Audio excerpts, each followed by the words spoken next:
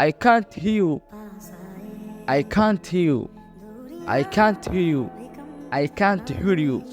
I can't hear you. Kuma maqli karo. Kuma maqli karo.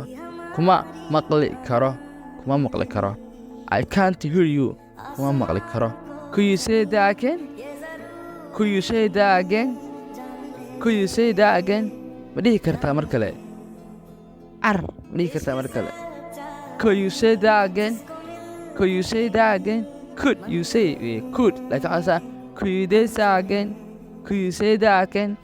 Could you say that again? Ku celin kartaa mar kale? Ma dhihi kartaa mar kale? Could you speak a little bit slow? Could you speak? Could you speak a little bit slow?